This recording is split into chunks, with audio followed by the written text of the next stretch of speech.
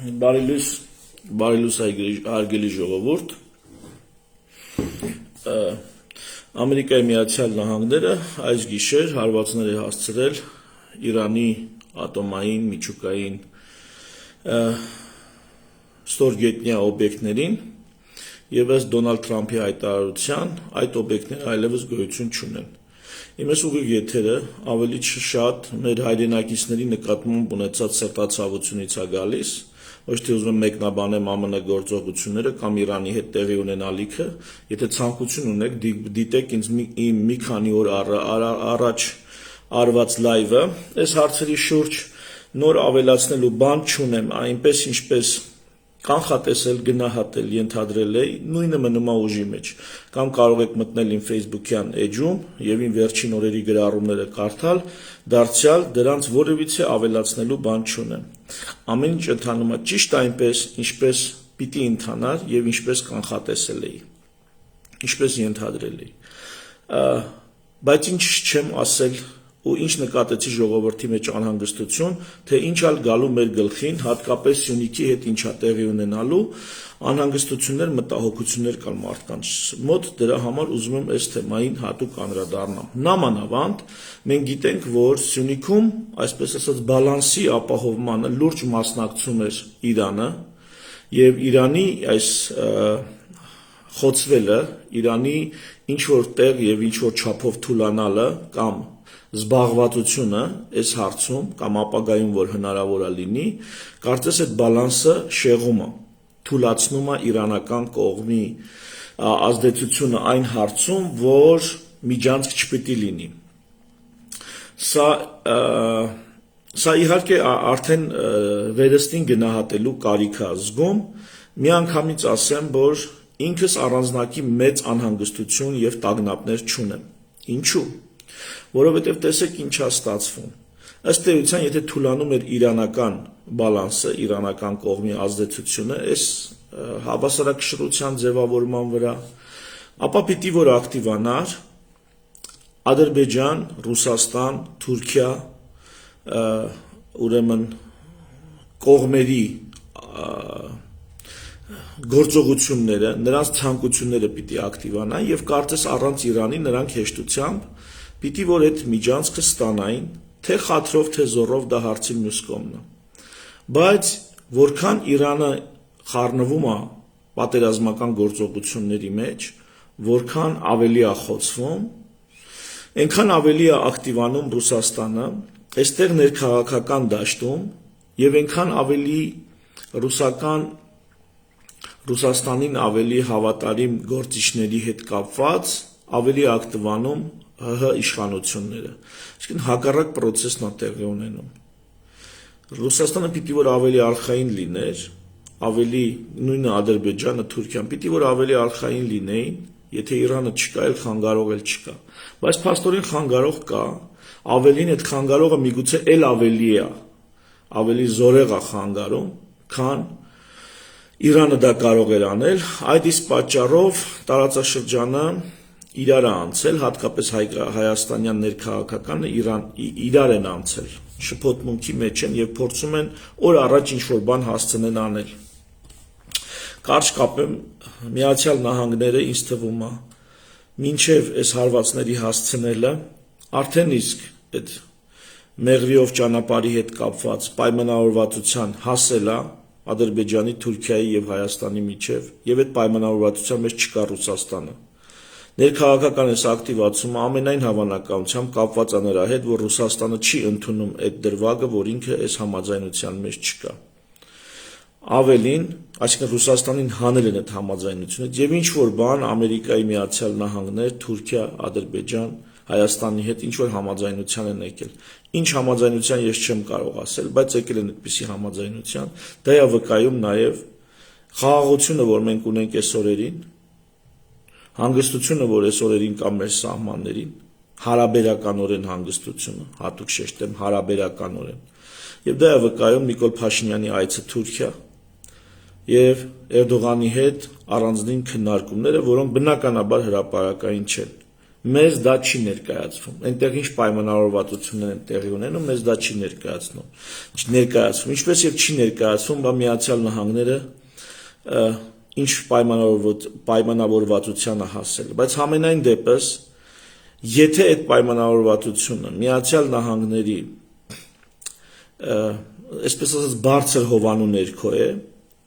իսկ դրա մասին կարելի է կռահել տեսնելով Իրանում օրինակ, այս գիշեր եղած հարվածները, որ վերջին խոսքը ԱՄՆ-ն ցույց է տալիս, որ վերջին խոսքը այնուամենայնիվ պատկանում է Իրան։ Իրեն է պատկանում վերջին խոսքը։ Միացյալ Նահանգներն է տարածաշրջանի վերջին հաշվով որոշում կայացնողը։ Մնացածը իրենց դերն ու նշանակությունն ունեն, բայց դա այնուամենայնիվ պետք է կնքվի վերջնականապես Միացյալ Նահանգների գործողություններով կամ ասելիքով։ Այսպիսով, ժողովուրդ ջան, ինձ թվում է, կամ որքանով որ ես եմ հասկանում, Սյունիքի հետ կապված, Մեղրիով ճանապարհի հետ կապված հարցերը Միացյալ Նահանգների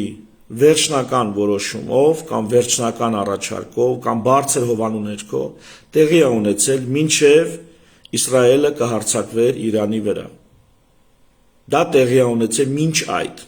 Ահա թե ինչու, այսինքն նոր բալանս է ձևավորվել Սյունիքի եւ Մեղրիի հետ կապված,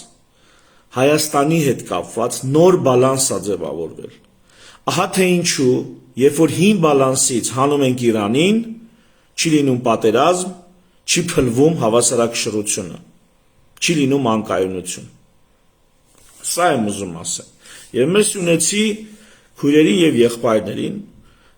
չգիտեմ սա որքանով է օբյեկտիվ, ժողովուրդ, սա իմ կարծիքն է ընդհանրապես, բայց ես ուզում եմ իմ կարծիքից ելնելով, իմ հաշվարկներից, իմ պատկերացումներից ելնելով, ես ուզում եմ մեր սյունեցի քույրերին եւ եղբայրերին հանգստացնել, պետք չի ահաբեկվել, պետք չի իրար խառնվել, թե հարայ բուդույ տնաս ինչա լինելու, ոչ մի բան էլ չի լինելու։ Այն ինչ եղել է շուտ է եղել, այն ինչ եղել է շատ սարսափելի է եղել, նոր լինելիքներ առաջիկայում չեն սպասվում, որովհետև կրկնում եմ, Սյունիքի եւ Մեղրիի հետ կապված որոշումները ինձ թվում է փակ դռների հետևում կայացվել են մինչև Իսրայելը կհարձակվեր Իրանի վրա։ Ահա թե ինչու նախկին հավասարակշռությունից հանելով Իրանին, այդ հավասարակշռությունը չի փոխվում։ Դա նշանակում է այլևս կա ձևավորված նոր հավասարակշռություն։ Միակ բանը այդ նոր հավասարակշռությունից, միակ չէ, բայց էականը նա է, որ այդ նոր հավասարակշռության մեջ չկա Ռուսաստանը։ Այսինքն Ռուսաստանի գործոնը կարծես թե այդտեղ չկա։ Սա ինչից են ենթադրում Ռուսաստանի կողմից ակտիվությունը, որ նկատում ենք Հայաստանում, ներքաղաքական դաշտում, հուշում է այն մասին, որ Ռուսաստանը դժգոհ է այդ նոր հավասարակշռությունից։ Հետևաբար իր դերն ու նշանակությունը այդտեղ էականորեն պակասեցված է։ Այսպես եմ տեսնում։ Բայ էլ Թուրքիայի եւ Ադրբեջանի միջև այդ ով է այդ հավասարակշռությունը վերականգնել։ Կարծում եմ այդ հավասարակշռությունը վերականգնվել է Միացյալ Նահանգների մասնակցությամբ, ով այս գիշեր ցույց տվեց, որ վերջին հաշվով տարածաշրջանում վերջին խոսքը իրեն է պատկանում։ Իրանի մասին վերլուծությունս չեմ ուզում շարունակեմ, կրկնում եմ, նայեք այն ինչ ես արդեն խոսել եմ, Իրանի մասով, եթե երկու բառով, ապա Իրանը հնարավորություն ունի դուրս գա մեկուսացումից, անցնի դեպի զարգացում, նոր հասարակական կարգ, նոր իշխանություններ, 89 թվականից իշխող Այաթոլլան, գիտեք քանի տարի է դա անում, արդեն հաշվեք 11 գումարած 25, 35-36 տարի արդեն նույն մարդն է գերագույն իշխանություն Իրանում։ Հասկանալի է, դա էլ իր անհրաժեշտությունը, դա էլ իր իմաստն ունի կամ ուներ, բայց այս արդյունքները ցույց են տալիս, որ դա կենսունակ համակարգ չի կառավարման, եւ Իրանին պետք է կենսունակ կառավարման համակարգ։ Սա էլ իմ ընդհանուր ասելիքը այդտեղ։ Ինչքան Իրանը շարունակի Իսրայելին հակահարված տալ, ինչի իրավունքն ունի, բայց դրա արդյունավետությունը շատ ցածր է, այսինքն արժեբանականով այո իրավունք ունի հակահարվածների։ բայց դա արդյունք է տալի ոչ, խորացնում է իր վիճակը, այո, մեծացնում է Իրանի խնդիրները, այո, ուզում են դեմքը փրկեն, այո, ուզում են դեմքը փրկեն, իսկ դեմքը փրկելու համար ինչ է լինում, ավելի խորն ես ընկղմում են ճահիճի մեջ, որում հայտնվել ես, ինչա թե դեմքը փրկել, մինչև ամբողջությամբ այդ դեմքը կծածկվի ճահիճով, ցեխով, ու դու էլ կսուզվես որպես իշխանություն, քո ժողովուրդն էլ կհայտնվի էլ ավելի մեծ խնդրի մեջ, որում գոյություն ուներ։ Պետք է դիմադրել եւ այլն, սա ավելի շատ արժեբանական, ոչ այնքան արդյունավետության ուղված կոչեր են, որքան ուղղակի այդպես հարցի հոգեբանական, բարոյական կողմն։ Այո, բարոյական հաղթանակի համար պետք է դիմադրել։ Հողի վրա, գետնի վրա իրական հաղթանակի համար պետք է ճիշտ ժամանակին կանգ առնել։ Որովհետև երկու բառով էլի կրկնեմ, ինչ որ ասել եմ առաջին ուղիղ եթերում, այս թեմայով։ Ինչ ով է կանգնելու Իրանի մեջքին, ուր են միջև հիմա եթե պիտի կանգնեին Իրանի կողքին կամ Իրանի մեջքին, Իսրայելի մեջքին կկանգնի ԱՄՆ-ն, ԱՄՆ-ին խփի, ամբողջ ՆԱՏՕ-ն կկանգնի։ Այստեղ շղթան գծած է, ինչից հետո ով է ընդգրկվում կոնֆլիկտի մեջ։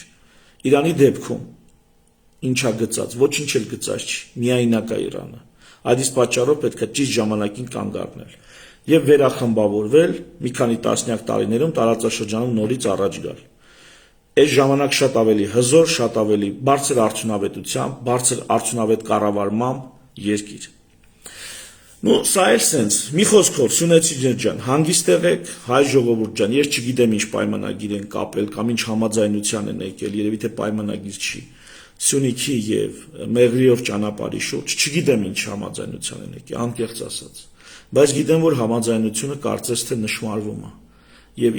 Նիկոլ Փաշինյանի այցն էլ այդ կոնտեքստում։ Եթե երկու բառով ուզում եք Նիկոլ Փաշինյանի այցը մեկնաբանեմ, կմեկնաբանեմ հետեւյալ կերպ. ավելի լավ էր Նիկոլ Փաշինյանը ահա այսպես մեկներ Թուրքիա հանդիպեր Էրդողանի հետ, քան սրա փոխարեն հիմա մեկներ Թուրքիա կամ չգիտեմ Մոսկվա կապիտուլյացիա, հերթական կապիտուլյացիան ստորագրելու։ Սա ավելի լավ տարբերակ է։ Կոպիտ ասած, սա չարյաց փոքրագույնն է։ Իսկ թե սրա մեջ բարիքներ կամ ապագայի բարիքներին վերաբերող հունդեր, սերմեր կան թե չէ, չեմ կարող ասել, որովհետև գաղափար չեմ կազմում, թե ինչ են հանդիպել, ինչ են խոսել։ Ընդհանուր տրամադրությամբ կարող եմ ասել, որ Հայաստանի Հանրապետության Սյունիքի եւ Մեղրիի շուրջ ձևավորված է նոր միջազգային բալանս։ Եվ այդ բալանսում Իրանը այսպես թե այնպես իր վիճակից ելնելով, ֆիզիկապես իր վիճակից ելնելով, կարծես թե գոյություն չունի, Ռուսաստանը իր գործողություններից ելնելով, կրկնում եմ, կարծես թե դուրս է մնացել, այնքան էլ մեծ մասնակցություն չունի, էական մասնակցություն ունեն Ադրբեջանը, Թուրքիան, ըստ իմ կարծիքով Միացյալ Նահանգները եւ Հայաստանը։ Ֆրանսիան նույնպես այդ բալանսում չկա։ Այս 4-ը կան այդ բալանսում։ Իսկ թե այստեղ ինչ Հայաստանին, ինչ նրանց,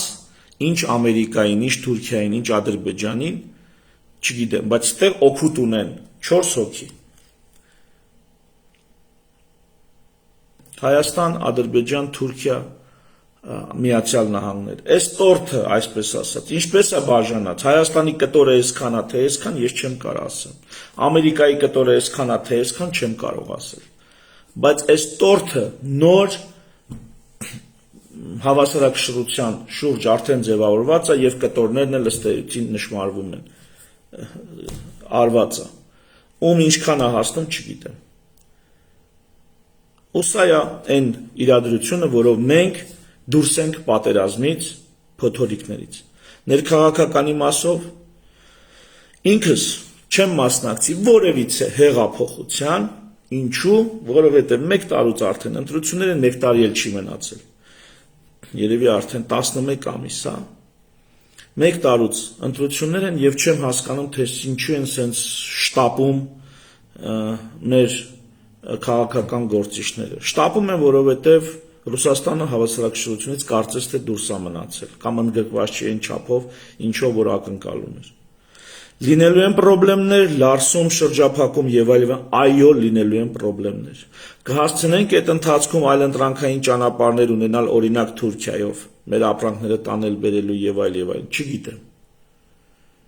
Բայց Ռուսաստանը արդեն իսկ սպառնացել է։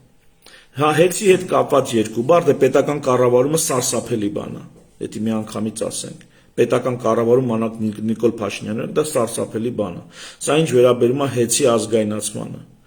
Բայց որ մոնոպոլիան, այն մոնոպոլիան, որ կա հեցին, սա էլ պետքա կոտրվի, կարծում եմ սա էլ է խիստ ցանկալի, որ այսպիսի մոնոպոլիա չլինի, ինչպիսին հեցինն է։ Բայց դրա մասին տնտեսագետները սա ինձանից 1000 գլուխ ավելի լավ կբացատրեն, կներկայացնեն։ Ես հեցի հետ կապված ուրիշ բան եմ ուզում ասել։ Ռուսաստանը մեզ սանկցիաների տակ դնելուց վտանգում է իր մոնոպոլիաները Հայաստանում։ Այսինքն, եթե սանկցիայի տակ դրես, կորցնելու է այն տնտեսական լծակները, որ Հայաստանում ունի։ Կորցնելու է ուղղակի։ Դրա համար Ռուսաստանը պետք է լավ մտածի մեզ սանկցիաների տակ դնելուց առաջ։ Եվ եթե մենք սկսել ենք, Հայաստանի Հանրապետությունը սկսել է ռուսական մոնոպոլիաները ազգայնացնել, սա խնդիր է ժողովուրդ։ Ինչի մասին, սա խնդիր է այն մասին, որ Ռուսաստանը սկսել է սանկցիաները։ Այս սրա մասին պետք է մի փոքր անհանգ ստանալ։ Սրա շուրջ պետք է անհանգ ստանալ։ Բայց դե սա պատերազմ չի, իհարկե։ Իրական թեժ պատերազմ չի, սա սառը պատերազմի տարեր է պարունակում, սա իրական մեծ պատերազմ չի, եւ սրա կարգավորումները կարծում եմ ավելի դյուրին են, ավելի հեշտ են։ Տեսնենք առաջիկայում ինչ կլինի։ Մի խոսքով Սյունեցիներ ջան, իմ դիտարկումներով, իմ անձնական սուբյեկտիվ կարծիքն է։ Հանգիստ եղեք։ Եթե մի բան եղած լիներ, արդեն իսկ եղել էր։ Արդեն իսկ տեղի էր ունեցել։ Այնպես որ հանգիստ եղեք։ Պատերազմի վտանգ կարծում եմ, շատ ցածր է։ Պատերազմի վտանգը, ներքաղաքական անկայունությունը թույլ են ռուսական գործոնները Հայաստանում շատ թույլ են, էլի մեծ ներքաղաքական անկայունություն չեմ կարծում։ Մենամա դուք ամեն մեկը ձեր գործերով լինեք, ժողովուրդ ջան, միջև տեսնենք գլխներիս ինչ է գալի։ Թերևս այսքանը։ Շնորհակալ եմ ուշադրության համար։ Ամենալավ բաները, ցտեսություն։